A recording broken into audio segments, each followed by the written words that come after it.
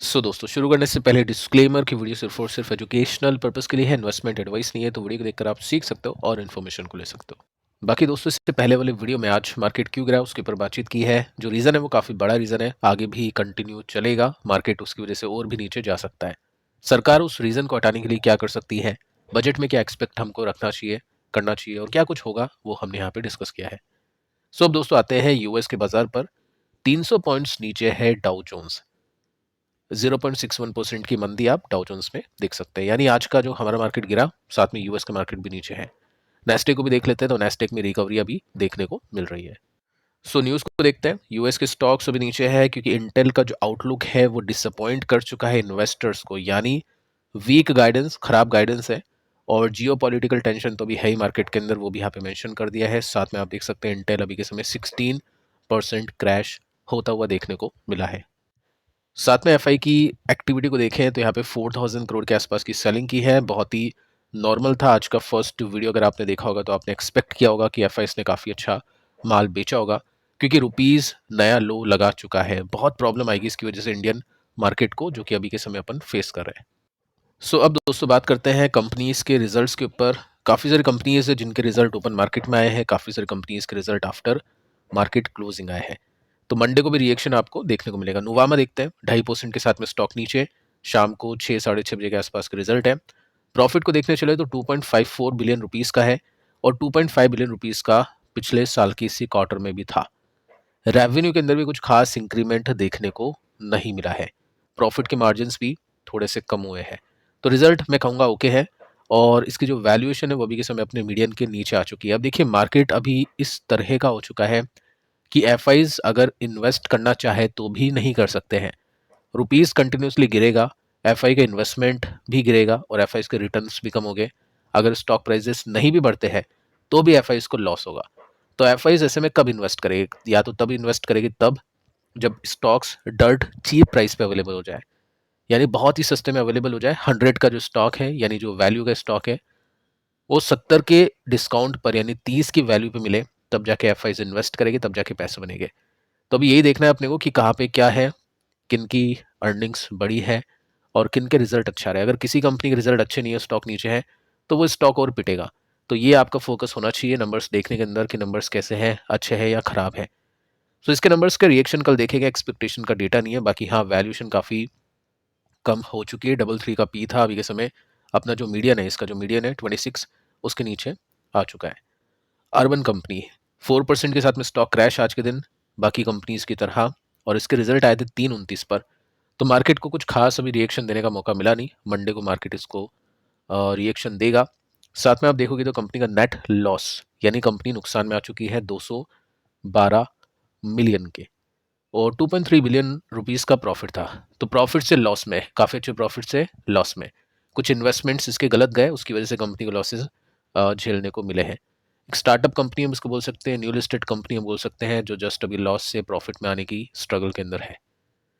साथ में आप देखोगे तो यहाँ पे मेंशन कर रखा है कि ईपीएस बीटन बाय 64%। देखो कभी कभी गूगल का डेटा गलत भी जा सकता है, क्योंकि कभी कभी रिजल्ट की डेट भी यहाँ पे गलत मेंशन हो रही है, और जितना मैं देख पा रहा हूँ ईपीएस भी कभी कभी गलत मेंशन हो रहा है। लेकिन चलो ठीक है, हम देखते हैं कि मार्केट ने क्या उम्मीद की थी।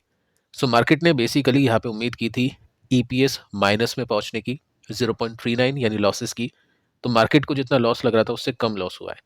तो इसी वजह से 64% का सरप्राइज इसमें देखने को मिला है।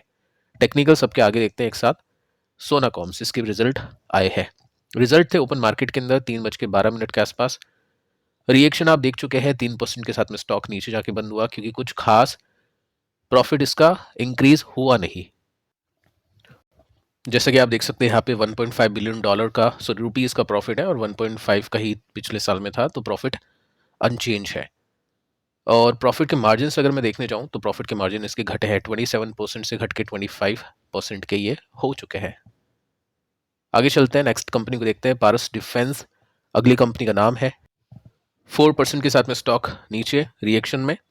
और इसके रिजल्ट कैसे हैं, नेट प्रॉफिट कंपनी का 182 150 के कंपैरिजन में, यानी ज़्यादा कुछ खास ग्रोथ देखने को नहीं मिली है। अगेन प्रॉफिट मार्जिन के अंदर ड्रॉप। मैक्सिमम कंपनीज के प्रॉफिट के मार्जिन अंडर परफॉर्म कर पा रहे हैं, इस वजह से स्टॉक नीचे है। अडानी ग्रीन सो यहाँ पे तो काफ़ी बड़ा सीन हो गया। अडानी ग्रुप की जो भी कंपनीज थी उनके स्टॉक्स काफ़ी बुरी तरह से क्रैश हुए हैं। इसको डिटेल में देखते हैं। 13% के साथ में क्रैश है। सबसे पहले आप ये देख सकते हैं 2 बजे इसके रिजल्ट आए थे। 5 बिलियन रुपीस का प्रॉफिट था, वो लॉस में कन्वर्ट हो चुका है। तो लॉस हो चुका है कंपनी को, प्रॉफिट तो वैसे भी डूब गया सारा और साथ में कंपनी को लॉस भी हुआ है। प्रॉफिट के मार्जिन के अंदर ज़्यादा इम्पैक्ट नहीं है, लेकिन कुछ पॉइंट्स है जिसकी वजह से कंपनी को नुकसान झेलना पड़ा है। सो देख सकते हैं 41 करोड़ का लॉस है 500 करोड़ के प्रॉफिट के अगेंस्ट में। इसके पीछे का रीज़न है फाइनेंस की जो लागत है वो बढ़ चुकी है। कंपनी ने काफ़ी ज़्यादा कर्जा लिया हुआ है, तो उसके इंटरेस्ट के पेमेंट के अंदर 36% का इंक्रीज देखने को मिला है, जो कि 1698 यानी 1700 करोड़ के आसपास का था। तो ये रीज़न है कंपनी के नुकसान के पीछे का। साथ में दोस्तों डेप्रिसिएशन भी इंक्रीज कर चुका है, ये भी कुछ पॉइंट्स हैं। टोटल एक्सपेंसेस भी बढ़ चुके हैं, तो इस वजह से कंपनी को नुकसान हुआ। साथ में देखिए दोस्तों, बड़ी खबर ये है अडानी ग्रुप के पूरे क्रैश होने की वजह से, यानी इस न्यूज़ की वजह से जो पूरा ग्रुप है वो क्रैश हुआ है। सो यूएस एसईसी समन्स, इसको मैं थोड़ा सा आसान भाषा में आपको बता देता हूँ। देखो सबसे पहला पॉइंट है रिजल्ट खराब आना। तो इन्वेस्टर ये देख के थोड़ा सा अवॉइड करता है कंपनी को। स्टिल अपन आगे चलते हैं और बाकी ग्रुप की जो कंपनीज है, अंबुजा सीमेंट है, एनडीटीवी है, एससीसी है, ये सब गिरे हैं। इसके पीछे का रीजन है कि यूएस एससीसी ने कोर्ट को कहा है, एनवाईएससी के कोर्ट को कहा है कि हम अनेबल हैं, हम भेज नहीं पा रहे कोई भी नोटिस अडानी ग्रुप को, क्योंकि इंडियन अथॉरिटीज के पास में हम भेजते हैं, वो ग्रुप को नोटिस नहीं भेजता है। तो हमको परमिशन दो कि हम डायरेक्टली अडानी ग्रुप से कनेक्ट करें और जो नोटिस है, जो समन है, वो हम उसको भेजें। ठीक है, तो अगर हाँ बोलते हैं तो नोटिस मिलेगा और वो न्यूज़ के अंदर वायरल होगा, तो उसकी वजह से स्टॉक क्रैश होगा। तो पहले ही स्टॉक बेच दिया गया। देखो दोस्तों, यहाँ पे बात यह है कि नवंबर 2024 में एक लॉ सूट फाइल हुआ था अडानी ग्रुप के अगेंस्ट में कि फॉल्स और misleading statement Adani green energy में देखने को मिले थे। तकरीबन 2000-3000 करोड़ का घपला इन्होंने फाइंड किया था। अभी तक ये आरोप सिद्ध हुआ नहीं है, जस्ट एलिगेशन है, ये आरोप है। तो हम नहीं बोल सकते कि कुछ घपला है या नहीं है। बाकी ठीक है, यहाँ पे समन भेजने की तैयारी है और उसके बेसिस पे स्टॉक्स नीचे गिरे हैं। कोफोर्ज काफ़ी इंटरेस्टिंग टाइम पे रिजल्ट दिए थे इसने, सुबह 6-7 बजे के आसपास का रिजल्ट है और उसका रिएक्शन मार्केट ने आपको दिया है 2% गिरावट के साथ में।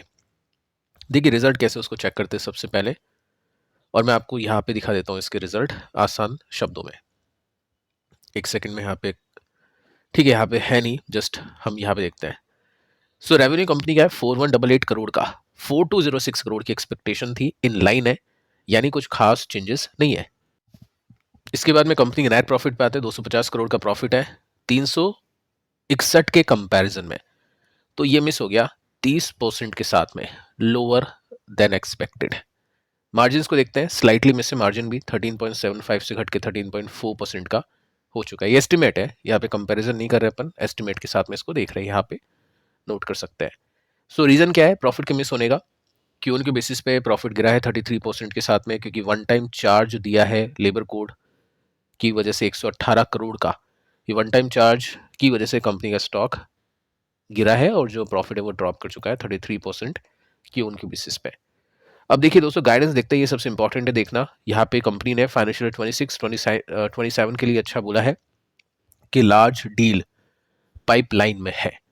अब मार्केट वैल्यू नहीं करेगा 27 का, मार्केट देखेगा Q4 के लिए आपने क्या बोला, तो स्पेशली Q4 फाइनेंशियल 26 के लिए भी कंपनी ने कहा है कि मैनेजमेंट एंटिसिपेट कर रहा है बहुत अच्छी ग्रोथ सेकेंड हाफ फाइनेंशियल 26 में, with Q4 typically being one of the strongest quarter seasonally, यानी Q4 बहुत अच्छा आएगा पूरे सीजन में, पूरे साल का, ये कंपनी ने कहा है। तो गाइडेंस वगैरह अच्छी है, रिजल्ट मैं कहूँगा अच्छे हैं, या इनलाइन हम बोल सकते हैं रिजल्ट को। और स्टॉक का जो प्राइस है वो थोड़ा सा प्रॉफिट टेकिंग के साथ में देखने को मिला है, क्योंकि टोटल मार्केट अभी वीक था, बाकी स्टॉक की जो वैल्यूएशन है वो भी काफ़ी ज़्यादा है। तो अच्छी बात यह है कि चलो ठीक है, 10-12% का क्रैश नहीं हुआ, इन्वेस्टर अभी यही सोचेगा कि इतना नहीं गिरा स्टॉक इस वैल्यूएशन पे, इस हाई पे, तो ही ठीक है। इसके बाद में दोस्तों नेक्स्ट कंपनी है इन्फोबीन्स, और इसमें स्टॉक क्रैश कर गया 9% के साथ में। ये भी रिजल्ट दे चुका था सुबह 6:45 पर, और इसमें हुआ क्या है हम यहाँ पे देखते हैं। सो रिजल्ट काफ़ी अच्छे आ रहे थे इसके, 40% के साथ में ग्रोथ मिली है। सेल्स में क्यू ऑन क्यू बेसिस में भी इम्प्रूवमेंट है, लेकिन profit Q on Q basis में गिरा है। जब भी आप रिकवरी के फेज से गुजर रहे होते हो, आपकी वैल्यूएशन एक्सपेंड होती है, तो market Q on Q basis, Y on Y basis दोनों देखता है, और दोनों में अच्छे रिजल्ट आने चाहिए, तब जाके वो ऑल टाइम हाई कहलाता है। स्टॉक जब ऑल टाइम हाई होता है तो रिजल्ट भी ऐसा आना चाहिए कि क्यू ऑन क्यू बेसिस में भी प्लस होना चाहिए और वाई ऑन वाई बेसिस में भी प्लस होना चाहिए। क्योंकि वाई ऑन वाई बेसिस में तो प्लस हो जाएगा, लेकिन पिछले क्वार्टर से आपका प्रॉफिट अभी कम है, तो स्टॉक कैसे हाई पे होगा। तो वही चीज़ है, मार्केट ने ये देखा कि 173% के साथ में इंक्रीमेंट देखने को मिला है, लेकिन जो ग्रोथ चल रही थी 22 के बाद में 25 या 26 की आनी चाहिए थी, वो नहीं आ पाई। आप देख सकते हैं जो हेडलाइंस है उसके अंदर भी ये देखने को मिलेगा कि पैट गिरा है 15% सीक्वेंटली, यानी क्यू ऑन क्यू बेसिस में। सो ये प्रॉब्लम लगी मार्केट को इसमें। अब टेक्निकल्स को देखते हैं। नोवामा वैल्यूएशन कम हो रही है क्योंकि रिजल्ट ओके आ रहे हैं, कुछ खास ग्रोथ नहीं है। तो सपोर्ट की बात करें तो 10% नीचे सपोर्ट आपको इसमें देखने को मिल जाएगा। अर्बन कंपनी रिजल्ट अच्छे नहीं थे, कंपनी लॉसेस में आ चुकी है, लेकिन इसका इन्वेस्टमेंट की वजह से इसका लॉस हुआ है। तो देखते हैं मार्केट किस तरह का रिएक्शन इसमें देता है। ट्रेंड वीक है। अगेन मैं आपको बता चुका हूँ कि आईपीओ में जो भी इन्वेस्टर पैसे लगाते हैं, जीएमपी देखो, प्रॉफिट निकलो और ठीक है स्टॉक को छोड़ दो, वही स्ट्रैटेजी भी काम करती है। अगर वो स्टॉक अप ट्रेंड के अंदर जाता है तो बात अलग है, लेकिन जब डाउन ट्रेंड में जाता है तो फिर काफ़ी लॉस होता है। तो बेचना भी पड़ता है इन्वेस्टर्स को, चाहे वो प्रॉफिट हो या लॉस हो। नहीं तो लॉस बढ़ता है जब कोई स्टॉक आईपीओ के बाद में डाउन ट्रेंड में जाता है। कई साल लग जाते हैं, 10-10 साल लग जाते हैं, स्टॉक चल नहीं पाते हैं, वो चीज़ आपको पता ही है। इसके बाद में देखिए सोनाकॉम्स, कुछ खास देखने को नहीं मिला। स्टॉक भी अभी सपोर्ट पे ही काफ़ी टाइम से सस्टेन कर रहा है। सो देखते हैं मंडे को किस तरह का रिएक्शन आता है। बाकी स्टॉक अभी अपने सपोर्ट पे पहुंचने की तैयारी में है। इसके बाद में पारस डिफेंस स्टॉक सपोर्ट पे। देखिए ये जो भी कंपनीज है सपोर्ट पे है। अभी कुछ टाइम पहले अपन ने सपोर्ट भी डिस्कस किए थे। सपोर्ट ब्रेक हो रहा है तो इसका मतलब ये है कि वहाँ पे टेक्निकल्स काम नहीं करने वाले हैं, वहाँ पे मार्केट का फ्लो काम करेगा। और इक्विटी अगर वीक है, गोल्ड एंड सिल्वर मजबूत है, तो ब्रेकडाउन्स भी आपको आगे चल के देखने को मिलने ही वाले हैं। तो उसके लिए प्रिपेयर रह के चलना है। अगर कोई शॉर्ट टर्म के खरीदार है, शॉर्ट टर्म के लिए इन्वेस्ट किया है, तो वैसे टाइम पे जब भी ब्रेकडाउन होगा बेचना पड़ेगा। अगर कोई लॉन्ग टर्म इन्वेस्टर है तो वो प्रिपेयर रहेगा कि हाँ ठीक है, चलो यहाँ से नीचे भी अपन जा सकते हैं। साथ में अडानी ग्रीन स्टॉक सपोर्ट पे है, ब्रेकडाउन के चांसेस काफ़ी ज़्यादा है। कोफोर्ज सपोर्ट से थोड़ा सा ऊपर है। रिजल्ट Q4 की गाइडेंस अच्छी है, तो ब्रेकडाउन की एक्सपेक्टेशन तो वैसे में नहीं करें, माफ कीजिएगा, ब्रेकडाउन की एक्सपेक्टेशन वैसे में तो नहीं करेंगे, लेकिन अगर हो जाता है तो बात अलग है। रिजल्ट मैं आपको बता चुका हूँ, रिजल्ट अच्छे थे इसके और गाइडेंस भी अच्छी थी। इन्फोबीन्स क्यून की बेसिस में डिक्लाइन, तो वही प्रॉफिट के फ्लो में चल रहा था। प्रॉफिट जैसे ही डाउन हुआ तो वैसे ही स्टॉक को भी डाउन किया जाएगा।